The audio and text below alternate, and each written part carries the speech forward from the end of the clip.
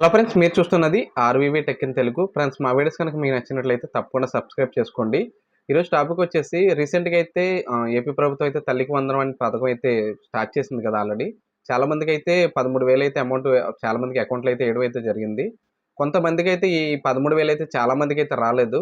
దానికి సంబంధించి అయితే చాలా కారణాలైతే ఉన్నాయి. కారణాలు ఏంటనేది అయితే ఈరోజు ఫుల్ వీడియోలో అయితే చూద్దాం. అర్హత ఉందా లేదా అనేది తెలుసుకోవాలనుకుంటే మనకు దగ్గరలో సచివాలయం ఉంటుంది కదండీ! ఆ సచివాలయంకెళ్లి అయితే లిస్ట్ అయితే ఉంటుంది మనకి. మనకి దేనికి సంబంధించి మనకి రిజెక్ట్ అయిందనే దాని గురించి అయితే లిస్ట్ అయితే ఉంటుంది.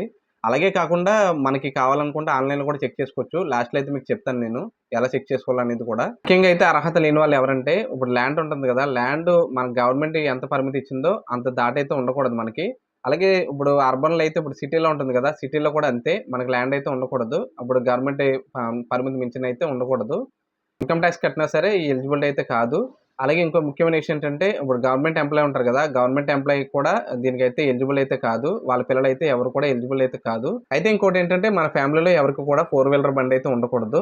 ఫోర్ వీలర్ బండి ఉన్నా సరే మనకైతే ఇప్పుడు తల్లికి వందనం అయితే రాదు. అలాగే ఇంకో ముఖ్యమైన విషయం ఏంటంటే, ఇప్పుడు కరెంట్ బిల్ ఉంటుంది గదా! కరెంట్ బిల్ వచ్చేసి మనకి 300 యూనిట్లు అయితే దాటైతే రాకూడదు. 300 యూనిట్లు దాటొచ్చిందంటే మాత్రం దీనికి కూడా అర్హత అయితే ఉండదు. మనకి 13,000 అయితే రాదు ఎవరికి కూడా. నేను చెప్పాను కదండీ! నేను చెప్పినవన్నీ ఎవరికైనా ఉంటే మాత్రం ఎవరికి కూడా ఈ 13,000 అయితే రాదు. ఒకవేళ అవి లేకుండా కూడా చాలా మందికి ఎవరికైనా రాకపోతే మాత్రం వారికైతే నేను చెప్పినట్టయితే చేయండి. ఖచ్చితంగా అయితే మీకైతే వస్తుంది. అలాగే ఇంకో ముఖ్యమైన విషయం ఏంటంటే ఇప్పుడు మనకి ఆల్రెడీ ఇప్పుడు ఒకటో తరగతి నుంచి అలాగే ఒకటో తరగతి చదివే వాళ్ళు ఉంటారు గదా! ఒకటో తరగతి చదివే వాళ్ళకి అలాగే ఇంటర్మీడియేట్ ఫస్ట్ ఇయర్ జాయిన్ అయ్యే వాళ్ళు ఉంటారు గదా! వాళ్ళకైతే రాదు. నెక్స్ట్ జూలైలో అయితే వస్తుందది. ఎందుకంటే ఇప్పుడు ఆల్రెడీ ఇప్పుడు ఫస్ట్ అయితే ఎక్కడ జాయిన్ అవుతారో అయితే తెలీదు కదా! ఈ జాయినింగ్ అయిపోయిన తర్వాత జూలై నుంచి అయితే వాళ్ళకి 13,000 అయితే పడతాయి. అలాగే ఇంటర్మీడియేట్ వాళ్ళకి కూడా వాళ్ళ కాలేజీలో జాయిన్ అయిన తర్వాత వాళ్ళకి అడ్మిషన్ అన్నీ అయిపోయిన తర్వాత వాళ్ళకి 13,000 అయితే పడతాయి. వాళ్ళైతే ఇప్పుడైతే చెక్ చేసుకోక్కర్లేదు. ఖచ్చితంగా అయితే జూలైలో అయితే ఖచ్చితంగా అయితే వాళ్ళకైతే పడుతుంది. వాళ్ళు కాకుండా వేరే వాళ్ళు ఉంటారు కదా! ఇప్పుడు సెకండ్ క్లాస్, థర్డ్ క్లాసు అలాగే ఇంటర్ సెకండ్ ఇయర్ డిగ్రీ వాళ్ళు ఉంటారు కదా! వాళ్ళైతే చెక్ చేసుకోవాలి. ఒకవేళ రాకపోతే మాత్రం ఈ ప్రాబ్లమ్స్ అయితే ఉంటున్నాయి చాలా మందికి. ఆ ప్రాబ్లమ్స్ ఏంటైతే చెప్తాను ఇప్పుడు మీకు. ఈ ప్రాబ్లమ్స్ ఏంటంటే, ఇప్పుడు మనకి బ్యాంక్ ఉంటుంది గదా! బ్యాంక్ అయితే చాలా మంది రన్నింగ్ ఇప్పుడు మన తల్లికి సంబంధించి అకౌంట్‌లోనే కదా పడతాయి అమౌంటు. ఈ తల్లికి సంబంధించిన అకౌంట్ ఏం చేస్తున్నారంటే చాలా మంది ఒక 4 సంవత్సరాల నుంచి, 5 సంవత్సరాల నుంచి అయితే చాలా మంది అయితే వాడట్లేదు.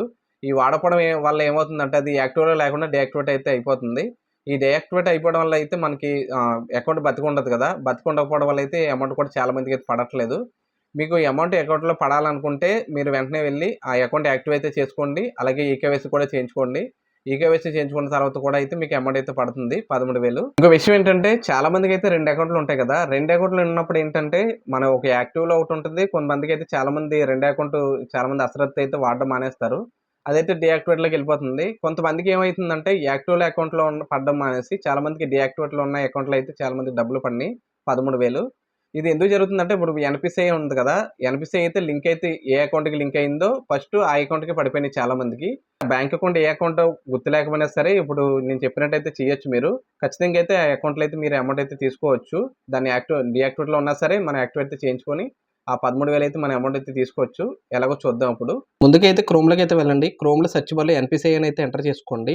ఎంటర్ చేసిన తర్వాత అయితే ఎన్‌పిసిఐ అయితే క్లిక్ చేయండి. క్లిక్ చేసిన తర్వాత కిందకైతే స్క్రోల్ చేసుకున్న తర్వాత కన్జ్యూమర్ అని కనపడుతుంది చూడండి. అదైతే క్లిక్ చేసిన తర్వాత భారత్ ఆధార్ సీడింగ్ అని ఉంది చూడండి. అదైతే క్లిక్ చేసుకోండి. క్లిక్ చేసుకున్న తర్వాత కింద పైన చూడండి ఆధార్ స్టేటస్ అని ఉంది చూడండి. మ్యాపింగ్ స్టేటస్ అని అదైతే క్లిక్ చేసుకోండి. క్లిక్ చేసిన తర్వాత ఇక్కడైతే మీకు ఆధార్ నెంబర్ అయితే ఎంటర్ చేయమని అడుగుతుంది. మీ ఆధార్ నెంబర్ ఇప్పుడు తల్లి ఆధార్ నెంబర్ అయితే మనం ఎంటర్ చేసుకోవాలి. ఎంటర్ చేసిన తర్వాత ఇక్కడ క్యాప్చా అయితే ఇచ్చుకోండి. క్యాప్చా మొత్తం ఎంత ఏముందో అది ఎంటర్ చేయండి క్యాప్చా. ఎంటర్ చేసిన తర్వాత ఇక్కడ చెక్ అయితే చేసుకోండి. కన్ఫర్మ్ చేసిన తర్వాత ఇక్కడ చూడండి మీకు ఏ బ్యాంక్‌కి అమౌంట్ పడిందనేదైతే చూపిస్తుంది ఇక్కడ. ఇక్కడ చూడండి నాకైతే స్టేట్ బ్యాంక్‌లో పడింది. ఇక్కడ స్టేట్ బ్యాంక్‌లో పడిందంటే అయితే మనకి అమౌంట్ అయితే చూపిస్తుంది. ఇక్కడ చూడండి ఇక్కడ ఎనబుల్ మ్యాపింగ్ అండ్ స్టేటస్ అని చూడండి. ఎనబుల్ ఫర్ డెబిట్ అని అయితే ఉండాలి మనకు ఖచ్చితంగా. అది లేకపోతే మాత్రం మనకి అమౌంట్ అయితే పడలేనట్టు. తర్వాతొచ్చేసి మనం ఎలిజిబుల్లా కాదనేదైతే ఒకసారి చెక్ చేసుకోవచ్చు. అది ఎలాగో చూద్దాం రండి. అయితే ఎన్‌బీఎం అని అయితే సెర్చ్ బార్‌లో అయితే ఎంటర్ చేయండి. ఎన్‌బీఎం అని ఎంటర్ చేసిన తర్వాత పైన చూడండి వైఎస్ఆర్ చేయూత అని పేమెంట్ అని కనపడుతుంది కదా! అదైతే క్లిక్ చేసుకోండి. క్లిక్ చేసుకున్న తర్వాత మీకైతే ఇలా చూపిస్తుంది ఎన్‌బీఎం అప్లికేషన్ స్టేటస్ అని. ఇక్కడ చూడండి తల్లి వందనం అయితే పెట్టుకోవాలి. తర్వాత 2025, 26 అయితే పెట్టుకోండి. తర్వాత ఇక్కడ ఆధార్ నెంబర్ అయితే ఎంటర్ చేసుకోవాలి. ఫుల్ ఆధార్ నెంబర్ అయితే ఎంటర్ చేసుకోండి. ఎంటర్ చేసుకున్న తర్వాత కింద క్యాప్చా కనపడుతుంది చూడండి. ఆ కింద క్యాప్చా కూడా ఇచ్చుకోవాలి. ఏముందో యాజ్ ఇట్ ఈజ్ అలా క్యాప్చా అయితే ఎంటర్ చేయండి. ఎంటర్ చేసిన తర్వాత గెట్ ఓటీపీ అని చూడండి. ఆ ఓటీపీ అయితే ఎంటర్ చేసి ఓకే చేయండి. ఓకే చేసిన తర్వాత మీకు ఆధార్ కార్డ్‌కి లింక్ అయిన నంబర్‌కైతే ఓటీపీ అయితే వస్తుంది. ఆ ఓటీపీ అయితే ఎంటర్ చేసుకోవాలి. ఎంటర్ చేసి ఓకే చేయండి.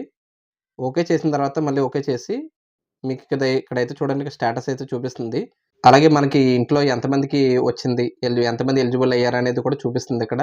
అలాగే మనకి మన ఏరియా కోడ్‌లు కూడా చూపిస్తాయి మనకి. అలాగే అప్లికేషన్ నంబరు. ఇక్కడ చూడండి లాస్ట్‌లో చూడండి ఎలిజిబుల్ అని వచ్చింది కదా! ఎలిజిబుల్ అని వచ్చిందంటే ఖచ్చితంగా 13,000 అయితే పడినట్టు. మనమైతే అమౌంట్ అయితే తీసుకోవచ్చు. ఒకవేళ నాట్ ఎలిజిబుల్ అనుకోండి, మనకి అమౌంట్ పడలేనట్టు ఏదో ప్రాబ్లమ్ ఉన్నట్టు అదైతే మనం చూసుకొని దగ్గరలో ఉన్న సచివాలయంలోకెళ్ళి అయితే మనం కంప్లెయింట్ అయితే ఇచ్చుకోవాలి. అదైతే చూసుకోండి.